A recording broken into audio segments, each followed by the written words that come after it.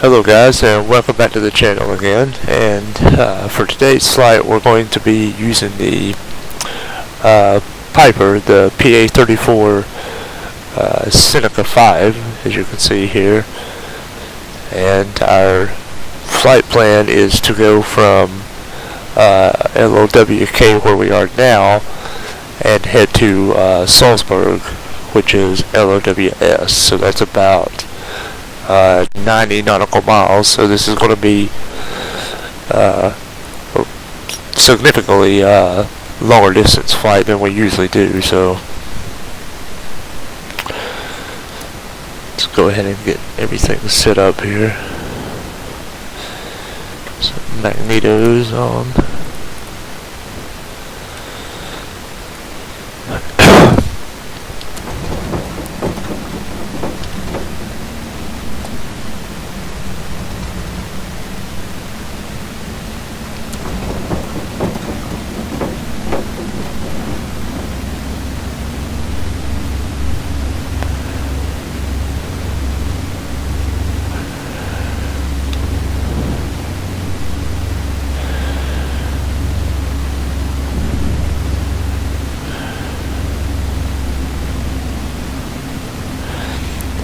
And this model is by Thranda, I believe, is the designer. It's the PA-34 Seneca number 5, so Seneca model 5.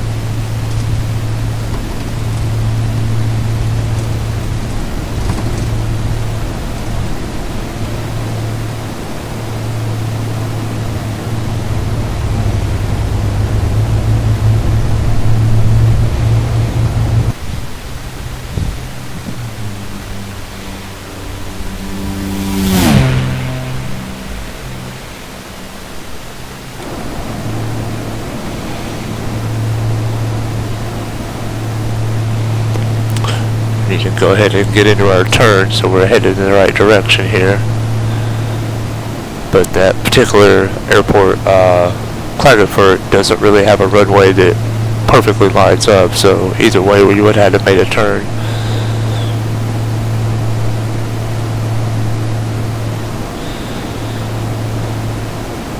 Because it's actually about 90 degrees parallel the direction we need to be going.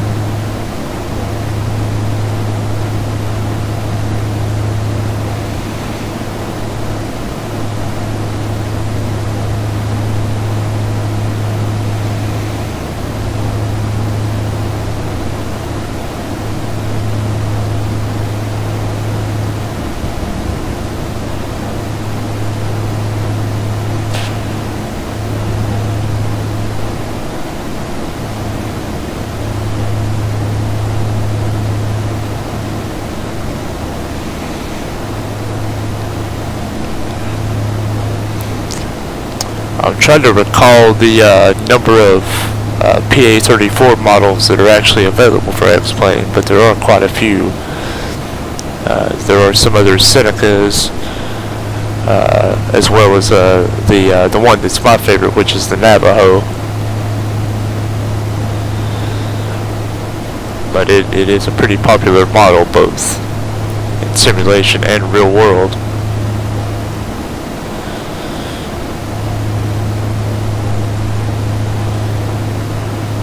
Because, I mean, you can carry, quite a good number of passengers here. At relatively high speeds.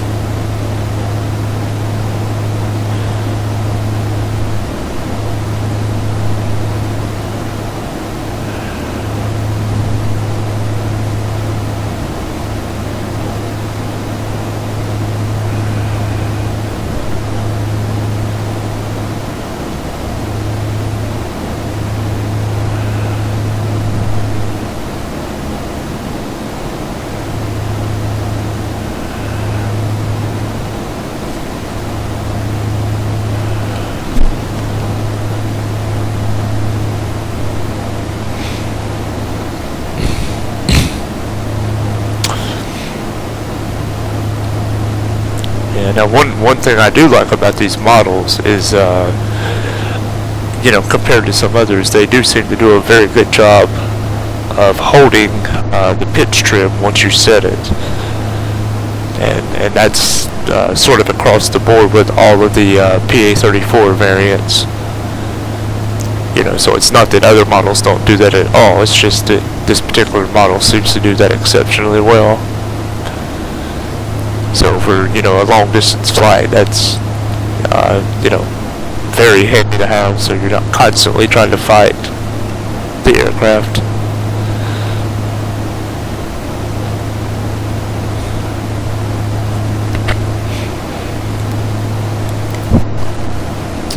And then, of course, a lot of people use autopilot, and, I don't have anything against it, it's just I don't see the point. I would understand if you were flying a real aircraft, but if you're sitting at your desk and you turn autopilot on, what are you doing? You're basically watching an airplane fly by itself. So I would much rather have hands-on full control myself. And if it's a flight that's so long, or an aircraft that's so complex it requires the autopilot, then from a simulator standpoint, it's probably not going to spark my interest. So it's the reason I have, approximately 17 airliners that I've purchased and that have been sent to me by developers, and I hardly ever use any of those at all. The 707 I like because it's just my, childhood favorite aircraft, but in the 747, but out of the others, I would say the 767-300 is the only other airliner that I actually enjoy flying. Aside from some of the smaller ones like the CRJ-200 and the Embraer ERJ-140. And if you want to count the EMB-10 or the Embraer EMB-110 as an airliner, then that one's a little bit of fun too. But it's actually smaller than this aircraft, so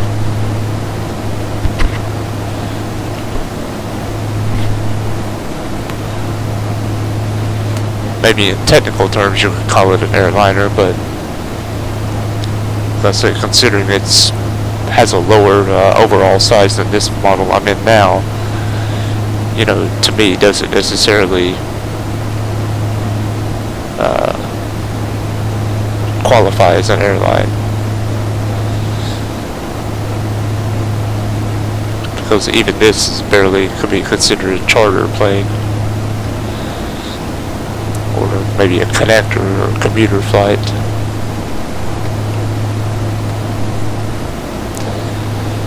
I think the passenger load on this is 16. That could be off, but I'm pretty sure it's 16.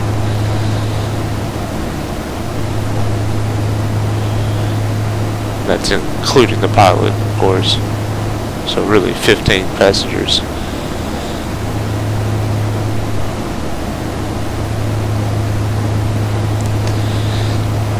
But I do really like this area, besides probably the Dolomiti, which has kind of become my favorite, and Sedona, Arizona.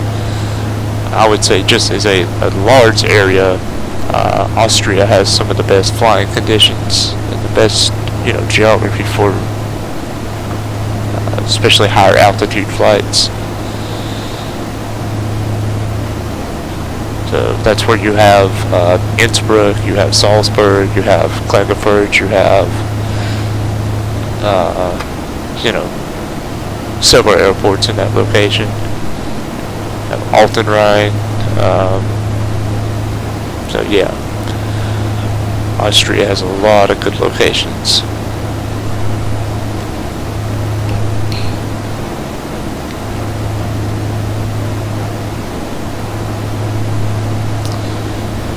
Okay, we're about 60 miles away now.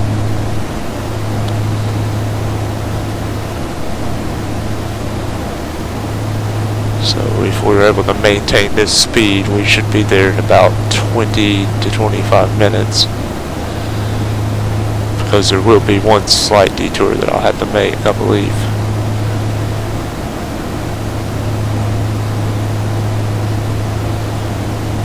But nothing serious, because Salzburg is actually a pretty large airport.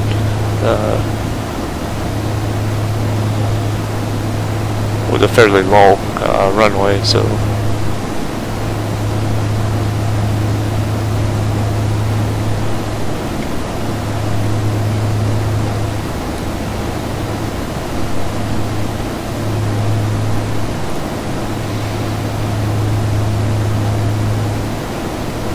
guess I could get some outside shots while we're flying here.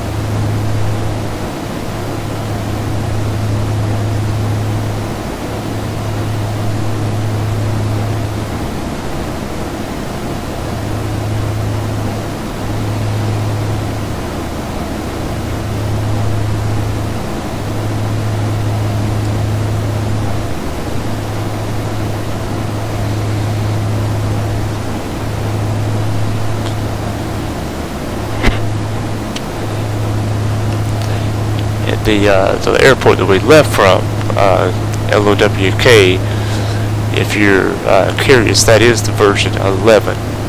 So there is an X-Plane 10 version and an X-Plane 11 version, but that was the X-Plane 11 one. And if you already own the X-Plane 10 version, like I did, you can check your invoice, and there should be a coupon code in there. And if you apply it to the new one, you can get it for $4.95 instead of $20. And I believe the same is true with Salzburg that we're coming up on, which I also purchased the X-Plane 11 version, and I believe I got a discount since I already own the original too. But don't hold me to that. I could be wrong.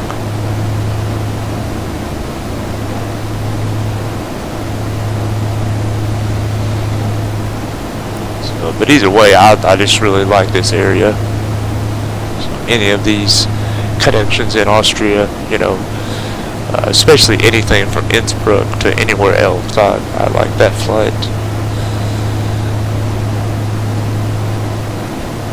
So as I said, besides Dolomiti and the Sedona, Arizona, it's excluding those two very unique locations, this is the best overall place I like to fly.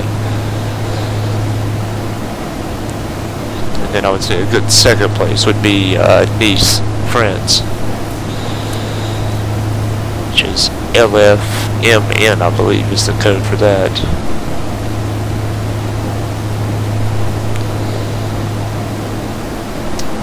Or Barcelona and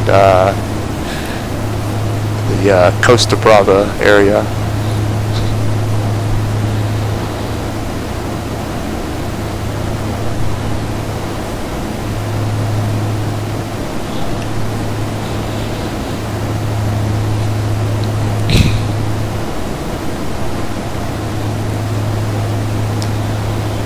And if you're curious about our parameters, we're flying at roughly about 14,000 feet. So depending on we do have a little bit of a headwind, so depending on that we're fluctuating between 14.1 and 14.2. But we're really not creeping anywhere past maybe close to 14.3.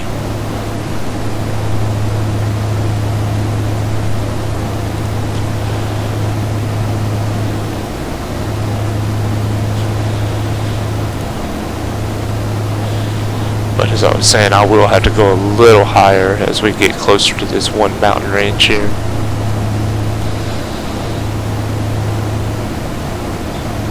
Because of the way Salzburg is set up, we'll have to do a pretty steep descent, if I'm remembering correctly. I can't remember because of the directions of entry are a little bit different for each location.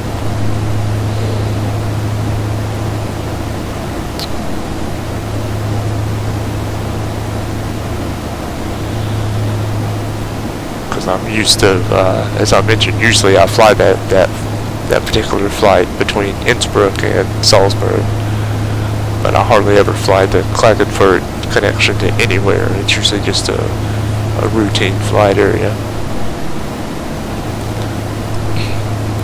or kind of like a test bed area, just to do point to point. So point A, departure, return to the same field.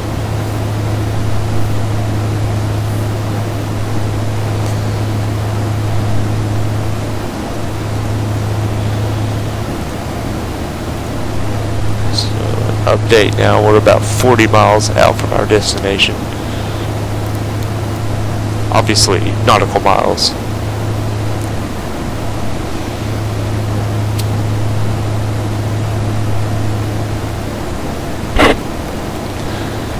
So, nautical miles because clearly we're in a boat in the ocean right now, so makes sense.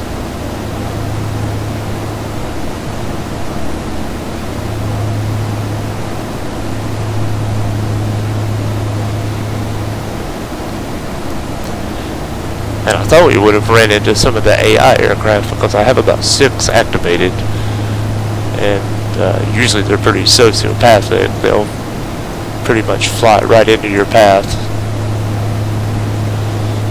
and I don't know if they're actually trying to kamikaze on purpose or if they're just, completely retarded and don't realize that, there's another airplane going 200 knots towards them.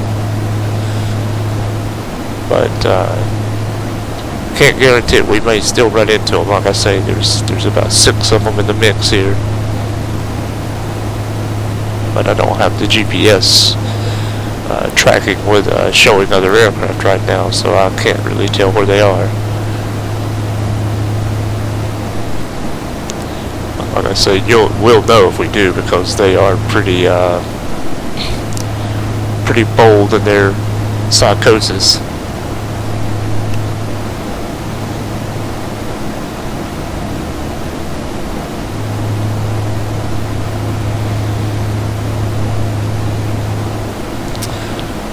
could run into the birds too. And they're a whole new level of crazy. But I would say the AI aircraft are just probably making mistakes. But I believe that the X-plane seagulls have a bloodlust. I believe they're really out for blood. So,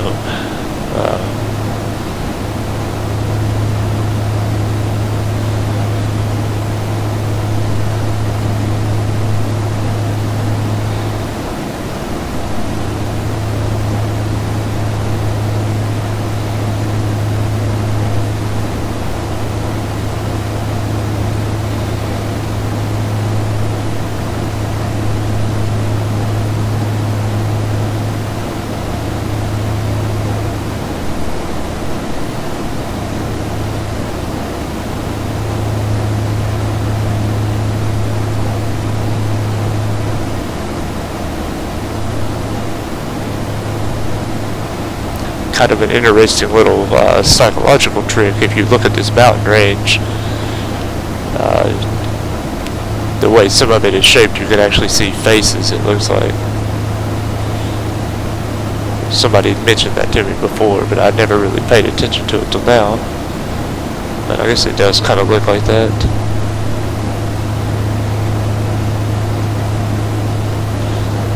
So this, the hills have eyes then. Or at least the hills have faces.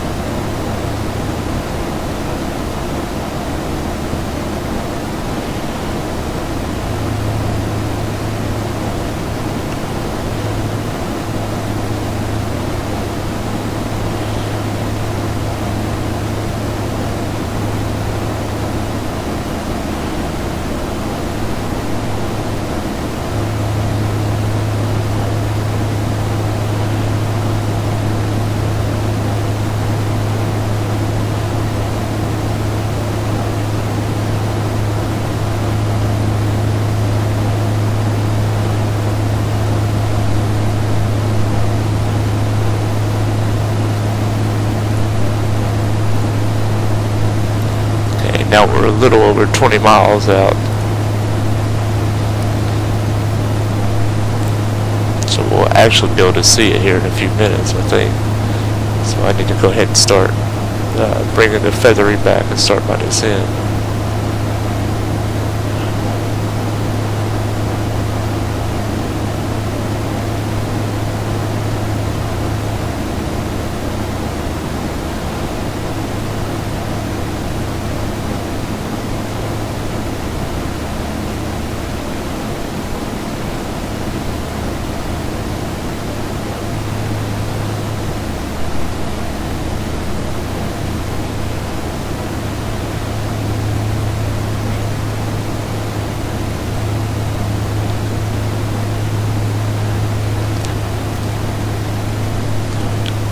Yeah, if you look roughly there at the 2 o'clock position, I think you can almost see the Salzburg area at least, but the airport's not quite into focus yet, because it's on the other side of this mountain range, all the way down this valley area here.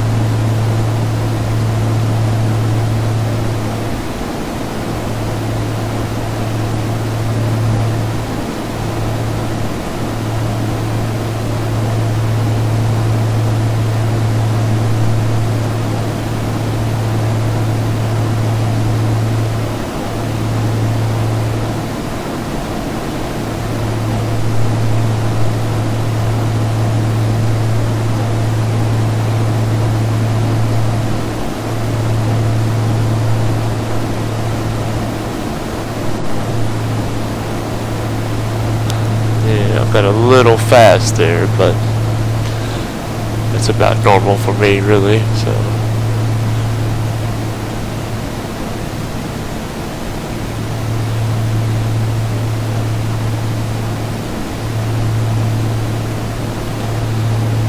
Forgot to reset that pitch trim.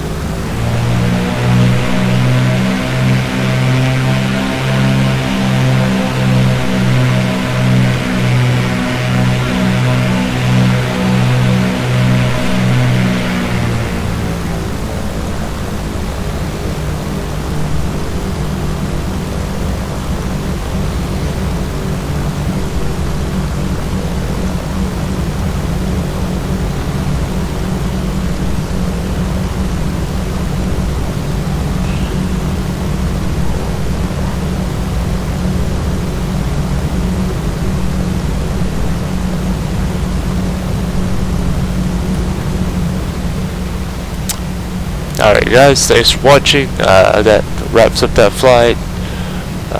Probably a pretty ugly landing and approach, but like I say, I'm not used to coming in from that direction, so maybe I'll practice that more later in the future. But you know, anyway, if you have questions, comments, anything like that, you can leave it in the description, or the comment section below.